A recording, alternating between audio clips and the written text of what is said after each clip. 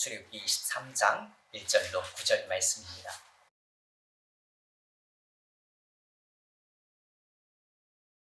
출애굽기 23장 1절로 9절 말씀 함께 봉독하겠습니다. 너는 거짓된 풍설을 퍼뜨리지 말며 악인과 연합하여 위증하는 증인이 되지 말며 다수를 따라 악을 행하지 말며 송사의 다수를 따라 부동한 증언을 하지 말며 가난한 자의 송사라고 해서 편벽되이 두둔하지 말지니라. 내가 만일 내 원수의 길 잃은 소나 나귀를 보거든 반드시 그 사람에게로 돌릴지며 내가 만일 너를 미워하는 자의 나귀가 짐을 싣고 엎드러짐을 보거든 그것을 버려두지 말고 그것을 도와 그 짐을 부릴지니라. 너는 가난한 자의 송사라고 정의를 굳게 하지 말며 거짓 일을 멀리하며 무죄한 자와 의로운 자를 죽이지 말라. 나는 악인을 의롭다 하지 아니하겠노라. 너는 뇌물을 받지 말라. 뇌물은 밝은 자의 눈을 어둡게 하고 의로운 자의 말을 굽게 하느니라. 너는 이방 나그네를 납치하지 말라. 너희가 애굽 땅에서 나그네 되었은즉 나그네의 사정을 아느니라. 아멘. 우리 사랑하는 성도 여러분, 우리 민족에게 6월은 참 특별한 날입니다. 호국 보훈의 달이라고 이야기하죠. 여러분, 호국 보훈, 나라를 지킨다는 것, 이 나라를 지키기 위해서 피땀 흘린 그 희생, 그들을 기억하며 우리가 다시 한번 이 나라에 대해서 우리가 감사해야 될 때가 바로 이 6월인 것 같습니다. 그런데 여러분, 호국, 나라를 지킨다는 것이 무엇을 의미할까요? 여러분, 나라를 지키는 것이 그 외국의 그 침략으로부터 우리나라를 지키는 것, 그것뿐만 아니라 성경에서 말하는 나라를 지키는 것은 그 나라의 영적이고 도덕적인 기초를 하나님의 말씀을 기초로 세우는 것부터 시작되어야 된다고 말씀하고 있습니다. 그러므로 우리는 하나님의 말씀을 따라 그 말씀을 지킴으로 말미암아 이 나라의 기초부터 세워가는 그 일에 헌신해야 합니다. 오늘 본문 말씀은 출애굽기 23장 1절부터 9절 말씀은 하나님께서 출애굽한 그 이스라엘 백성들에게 주신 율례와 규례의 말씀입니다. 이 말씀은 기원전 15년 전에 그 15세기에 고대 사회에 주어졌던 법의 말씀이지만 오늘 이 시대를 살아가는 우리에게도 여전히 유효하게 적용되는 말씀입니다. 왜냐하면 하나님은 이스라엘을 제사장의 나라로 부르시고 이 땅 위에 하나님의 뜻과 하나님의 정의를 나타내는 공동체로 세우셨습니다. 오늘 우리에게도 동일한 그런 일들을 세우시고 계십니다. 그렇다면 하나님의 그 제사장의 나라, 그 제사장의 나라의 백성으로 과연 어떻게 살아야 할까요? 오늘 본문에 보면 구체적인 삶의 지침, 특별히 윤리적인 그 기준이 기록되어 있습니다. 하나님은 이제 막 노예에서 나온 출애굽한 그 이스라엘 백성들에게 제사장의 나라로서 하나님의 온전한 백성으로 어떻게 살아야 할지 삶의 기준을 구체적으로 제시하고 계십니다. 그 핵심은 크게 두 가지로 볼 수 있는데요. 첫 번째는 하나님을 어떻게 알고 섬길 것인가. 그리고 두 번째는 그 이웃, 특별히 가난하고 소외된 이웃을 우리가 어떻게 대할 것인가를 지금 말씀하고 계십니다. 그런데 이 두 가지, 그 말씀은 율법의 그 예수님께서 말씀하신 그 온 율법의 핵심, 하나님을 사랑하고 이웃을 사랑하는 것이 담겨 있다는 것입니다. 이 두 개가 균형 잡힌 그런 사람, 하나님과의 그 관계 속에서 이웃을 사랑하는 사람, 그 사람이야말로 참된 그 거룩한 참 제사장의 나라, 그의 백성이요 참된 그리스도인이라고 볼 수 있는 것입니다. 하나님께서는 먼저 그 말에 대한 경고로 율법을 시작하십니다. 우리 1절 말씀, 본문 1절 말씀 함께 봉독하겠습니다. 너는 거짓된 풍설을 퍼뜨리지 말며 악인과 연합하여 위증하는 증인이 되지 말며. 아멘. 여러분, 왜 하나님은 율법의 말씀을 시작하시면서 가장 먼저 말에 대한 경고로 시작하고 계실까요? 여러분, 말이 공동체를 세우기도 하지만 공동체를 무너뜨릴 수도 있다는 것입니다. 여기 구절에서 말하는 거짓된 풍설은 지금 히브리어로 샤브, 쉐마, 이게 합쳐진 말로써 광폐하게 하는 소리, 공동체를 파괴하는 거짓 소문을 의미한다고 볼 수 있습니다. 여러분, 이 광폐하게 하는 그 거짓된 소문, 이것은 틀린 정보 이상의 의미를 우리에게 줍니다. 남을 해칠 정도로, 남을 파괴할 정도로 왜곡된 이야기가 그 공동체의 신뢰를 무너뜨릴 수 있다는 것입니다. 성경은 이러한 거짓말을 하나님이 얼마나 미워하시는지 여러 번 강조하고 있습니다. 그럼에도 불구하고 사람들은 이 왜 거짓된 소문을 퍼뜨릴까요? 여러분, 여러 가지가 이유가 있겠지만 자기 자신을 드러내고자 하는 그러한 욕망이 그 안에 담겨 있을 수 있습니다. 다시 말해서 남들이 들어보지 못한 이야기, 독특한 이야기, 뭔가 자신이 특별하다는 것을 나타내고 싶어서 그런 이야기를 할 수 있다는 것입니다. 여러분, 이것은 교만한 마음에서 나온 생각입니다. 여러분, 이런 교만한 마음에 시작된 그 거짓말이 공동체를, 전체를 황폐하게 만들 수 있다는 것입니다. 여러분, 이것이 제사장의 나라, 그 하나님의 거룩한 나라를 파괴하는 주범이라고 말씀하고 있습니다. 그러므로 너희 이스라엘은 절대로 거짓된 풍설, 확인되지 않은 그 소문, 그것이 진실일 것처럼 이야기하는 것을 전파하지 말라고 말씀하고 계십니다. 여러분, 하나님은 제사장의 나라, 그 이스라엘이라는 나라가 거짓말하는 공동체가 잘못된 이야기로 휩쓸리는 나라가 되지 않기를 원하셨습니다. 진리로 그의 백성을 온전히 세우기를 하나님은 원하셨습니다. 여러분, 성령의 전인 우리 또한 우리의 모든 말이 하나님 앞에 드러날 때에 부끄러움이 없어야 합니다. 그때 진짜 거룩한 하나님의 나라로의 백성으로서, 분명한 하나님의 거룩한 백성으로서의 품격 있는 신앙인이 되어진다는 것입니다. 여러분, 그러한 소문이 있으면 진압할 수 있기를 간절히 바랍니다. 그리고 공동체가 평안할 수 있는 방법이 무엇인지 우리가 더 기도하며 나아갈 수 있기를 간절히 소원합니다. 또한 1절에 보면 거짓된 풍설을 퍼뜨리지 말고 악인과 연합하여 위증하는 증인이 되지 말라고 말씀하고 계십니다. 여러분, 이것도 진리에 대한 말씀을 이야기하고 있는 것입니다. 여러분, 위증이라는 것이 무엇인가요? 여러분, 위증이는 진실이 아닌 것을 마치 진실인 것처럼 거짓되게 증언하는 것입니다. 그러므로 정의로운 판단을 왜곡시키는 것이 위증입니다. 지금 하나님은 하나님의 그 거룩한 백성, 그 참된 이스라엘 백성이 그 악과 연합하여 진실을 왜곡하는 그런 거짓 증언을 해서는 안 된다고 지금 말씀하고 계시는 것입니다. 그런데 왜 하나님의 백성인데 이스라엘 백성이 왜 악인과 연합하여 거짓 증언을 하는 것일까요? 이것 또한 그 안에 욕망이 있기 때문에 그렇습니다. 여러분, 우리 안에 있는 그 욕망의 문제가 우리로 하여금 악인과 연합하게 만든다는 사실입니다. 그래서 앞에서 이야기했던 거짓된 풍설은 자신을 과시하는 욕망이 그 안에 담겨 있다면, 지금 위증하는 것은 그걸 통해서 무언가를 얻고자 하는 그런 탐욕형 욕망이 그 안에 담겨 있다는 사실입니다. 이익을 얻기 위해서 진실을 외면하는 것입니다. 하지만 그렇게 해서 얻은 이익은 결코 만족함을 줄 수 없습니다. 여러분, 그것이 잘못되는 건 나는 압니다. 그리고 내 안에 계신 성령님이 아시고 또 나를 위해서 중보하시는 예수 그리스도가 아시고 이것을 보시는 하나님이 알고 계십니다. 여러분, 성령의 전인 우리의 안에 하나님이 탄식하도록 우리는 거짓 증언해서는 안 된다는 것입니다. 여러분, 구원은 끝이 아니라 구원은 시작입니다.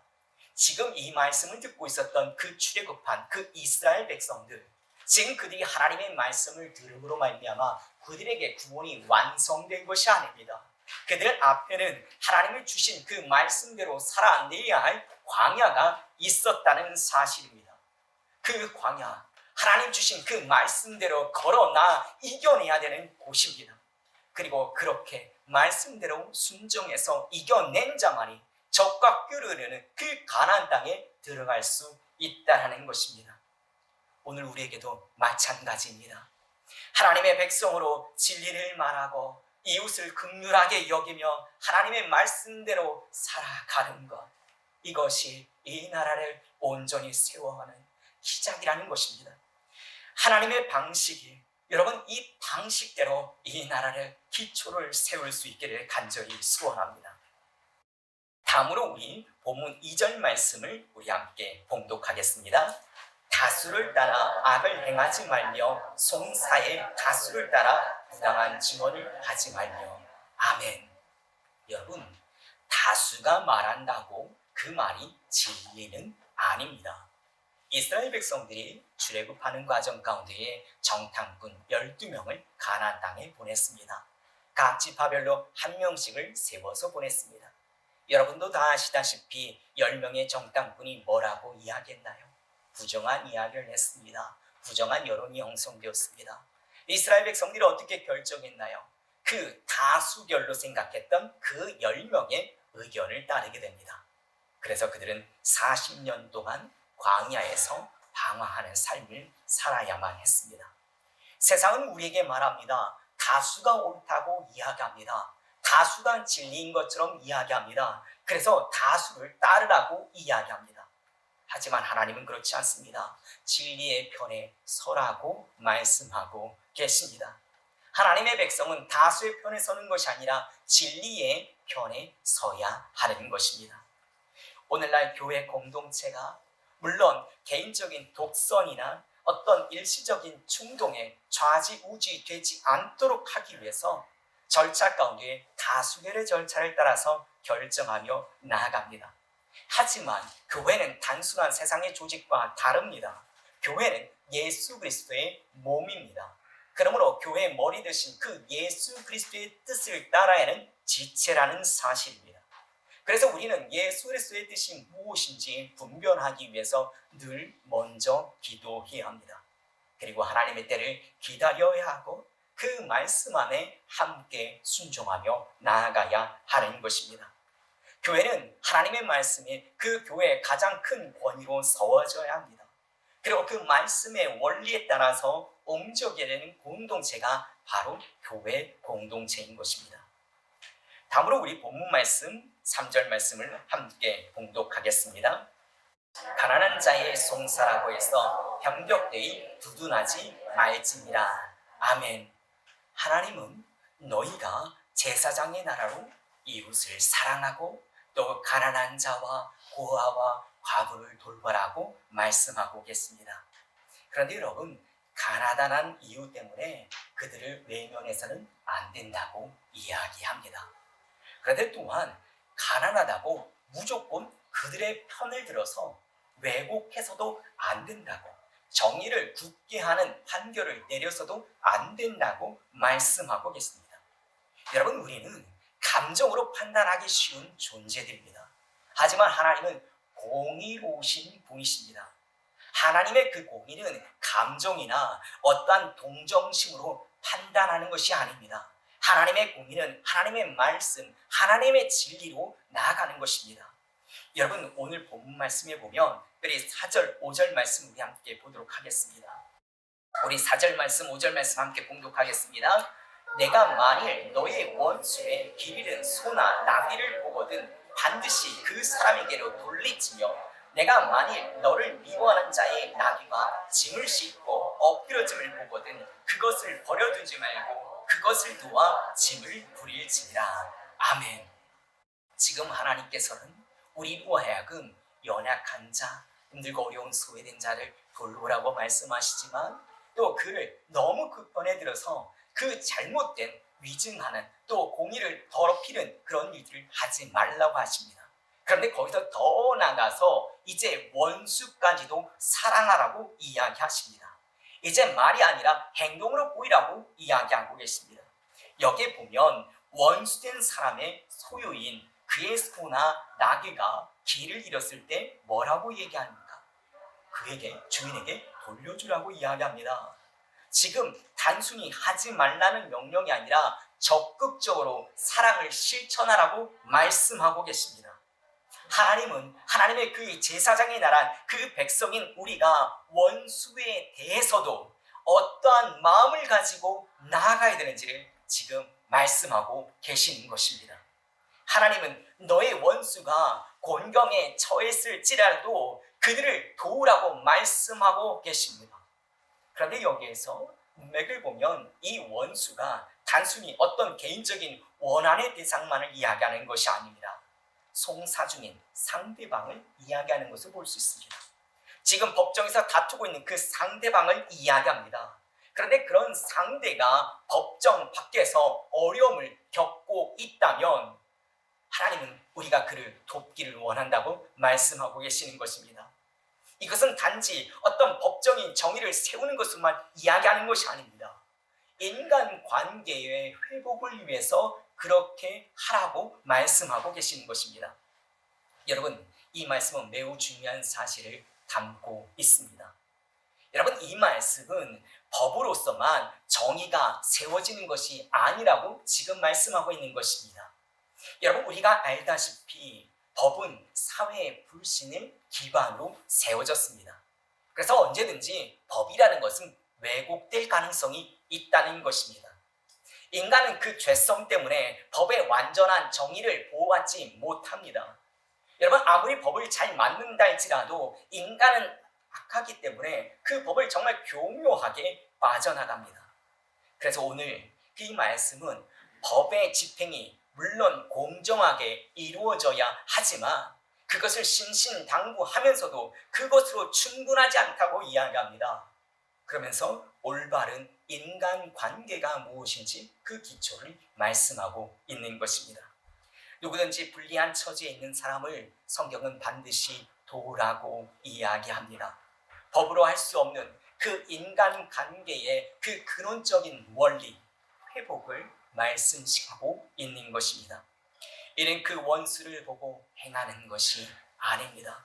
이 모든 인간관계를 주장하고 계신 분이, 주관하고 계신 분이 바로 하나님이심을 믿는 마음으로 전적으로 그 믿음 가운데 행하라고, 선을 행하라고 말씀하고 계시는 것입니다. 여러분, 이런 말씀을 들을 때마다 저는 이 말씀을 지킬 수 없어요. 도대체 이 말씀은 어떻게 지키나요? 라고 생각이 됩니다. 그런데 이런 말씀을 온전히 지키신 분이 바로 계십니다. 네, 바로 예수 그리스도십니다. 예수님은 원수를 사랑하라고 말씀하셨고 그 말씀대로 자기 자신을 십자가에 내어주셨습니다. 우리는 그 예수님을 그리스도로 믿는 그리스도인들입니다. 그러므로 우리는 예수 그리스도의 그 말씀에 따라 서로를 용서하고 또 심지어 원수까지며 섬기는 그런 공동체를 세워가야 합니다. 여러분, 감정에 충실한 그리스도인이 되지 않기를 바랍니다. 여러분, 우리 그리스도인들은 하나님의 말씀에 충실한 그리스도인이 되어야 합니다. 제사장의 나라, 하나님의 백성은 용서하는 공동체, 그리고 섬김의 공동체입니다. 편협한 마음이 아니라 감정에 휘둘리는 그런 행동을 하는 것이 아니라 그것은 하나님의 나라의 백성으로 어울리지 않는 품격입니다. 여러분, 혹시 이 자리 가운데 그런 마음이 있는 분이 있다면 오늘 이 시간 주 예수 그리스도의 보혈로 내려놓을 수 있게 간절히 기도합니다. 여러분, 용서는요, 원수까지도 친구를 만들 수 있는 아주 강력한 하나님의 도구입니다. 하나님이 이 모든 인간 관계를 주관하신다는 그 믿음 아래 우리는 선으로 악을 이길 수 있는 것입니다. 다음으로 우리 6절 말씀 함께 봉독하겠습니다. 너는 가난한 자의 송사라고 정의를 붙게 하지 말며. 아멘. 앞에서 3절에서 했던 이야기의 연속인 이야기죠. 하나님의 공의는 누구에게나 동일하게 적용되어야 된다고 이야기합니다. 경제적 지위, 어떤 사회적 배경에 따라서 그 판단의 기준이 되는 것이 아니라 하나님의 공의는 언제든지 진리의 편에 서야 한다고 말씀하고 있습니다. 다음으로 우리 7절, 8절 말씀 함께 봉독하도록 하겠습니다. 거짓 일을 멀리하며 무죄한 자와 의로운 자를 죽이지 말라. 나는 악인을 의롭다 하지 아니하겠노라. 너는 뇌물을 받지 말라. 뇌물은 밝은 자의 눈을 어둡게 하고 의로운 자의 말을 굽게 하느니라. 아멘. 여기 7절에 보면 거짓을 멀리하라라고 말씀하고 있습니다. 이 말씀은 진실한 그리스도인이 되라라는 말씀입니다. 거짓 풍설을 퍼뜨리는 일, 악인과 연합하여 위증하는 일, 다수를 따라 진리를 외면하는 일, 이 모두 진리를 파괴하는 일입니다. 우리 그리스도인의 힘은 진실에서 나옵니다. 우리는 거짓의 모양이라도 버려야 하는 것입니다. 뇌물은 밝은 자의 눈을 어둡게 한다고 말씀하고 있습니다. 여러분, 권력의 부패가 얼마나 무서운지 지금 이야기하고 있습니다. 하나님은 뇌물을 단호히 금지합니다. 뇌물은 진리를 왜곡하고 정의를 굽게 하는 도구가 될 수 있기 때문에 그렇습니다. 그러므로 우리는 그 어떤 상황에서도 진리를 우리의 삶의 기준으로 세워야 합니다. 그렇다면 진리란 무엇일까요? 여러분, 하나님의 말씀에 순종하는 것을 성경에서는 진리라고 이야기합니다. 출애굽한 이스라엘 백성들, 그들은 제사장의 나라, 제사장의 백성으로 부름받았습니다. 근데 그것이 단순히 그들로 하여금 가나안 땅에 들어간 것만을 이야기하지 않습니다. 하나님의 거룩한 백성으로 그들에게는 하나님의 백성답게 살아야 될 도덕적 윤리가 부여되었습니다. 하나님과의 관계뿐만 아니라 이웃과의 관계에서도 그들이 반드시 지켜야 될 삶의 윤리를 지금 말씀하고 계신 것입니다. 오늘 우리에게도 마찬가지입니다. 우리가 살아가는 이 사회는 정말 다양한 사람들이 함께 살아가는 공동체입니다. 그 안에 반드시 지켜야 될 윤리가 있습니다. 우리는 그 안에서 하나님의 거룩하심을 드러내어야 하는 그리스도인들입니다. 우리는 제사장의 나라, 그 하나님의 백성으로서 우리가 지켜야 될 사명이 있습니다. 바로 이 나라를 하나로 만들어 가는 것입니다.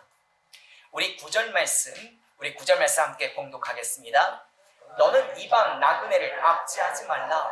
너희가 애굽 땅에서 나그네 되었은즉 나그네의 사정을 아느니라. 아멘. 여러분, 자신의 과거를 기억하는 사람이 과거에 받은 은혜를 베풀 수 있습니다. 우리 모두 다 하나님의 자비로 우리는 구원을 받은 자들입니다. 그러므로 우리 받은 그 구원의 은혜를 우리는 다른 사람에게 베풀어야 합니다. 이방인, 낯선 자들, 그리고 문화와 언어가 다른 이들을 어떻게 대하는가, 그것이 참된 하나님의 성품을 나타내는 그리스도인의 모습이라는 것입니다. 여러분, 다름을 틀림으로 판단하거나 정죄하지 않기를 바랍니다. 오히려 이해하고 포용하며 하나님의 말씀 안에서 하나 되는 그리스도인 되기를 간절히 소원합니다. 그런데 앞에서 말한 그 정의 그리고 진리, 이 자비는 하나님의 사랑을 통해서 실현되어져 갑니다. 여러분, 제사장의 나라는 진실만을 말하는 나라입니다. 이웃을 사랑하는 하나님의 백성, 그것이 진짜 하나님이 기뻐하는 나라라는 사실입니다. 우리 모두 이러한 나라를 만들어갈 수 있기를 간절히 소원합니다. 말씀을 정리하겠습니다. 여러분, 우리가 예수 그리스도의 이름으로 이곳에 모인 목적이 무엇입니까? 바로 구원의 기쁨을 나누기 위함입니다. 억지로 율법을 지키는 삶이 아니라 하나님께서 우리에게 베풀어 주신 그 은혜에 감사함을 기꺼이 나누는 삶을 살기 위해 우리가 이 자리에 모였습니다.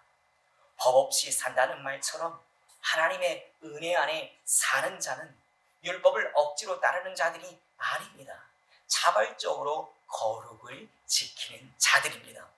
출애굽기 23장 1절에서 9절 말씀은 단순히 도덕적인 교훈을 이야기하는 것이 아닙니다.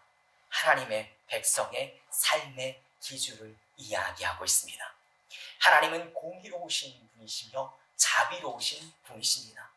우리는 그분을 닮아서 우리의 말과 행동과 판단, 우리의 삶의 태도 속에서도 하나님의 거룩한 성품을 드러내어야 합니다. 오늘날 교회를 혼란스럽게 하는 요소 중에 하나가 바로 거짓된 풍설입니다. 여러분, 잘못된 소문을 분별하고 차단할 수 있는 영적 분별력을 가지기를 간절히 소원합니다.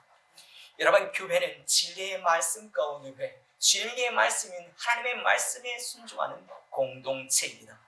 여러분, 세상적인 방법이 교회에 그대로 적용되어진다면 교회의 그 참 짠맛을 잃어버린 소금처럼 세상에 짓밟혀질 수밖에 없는 것입니다.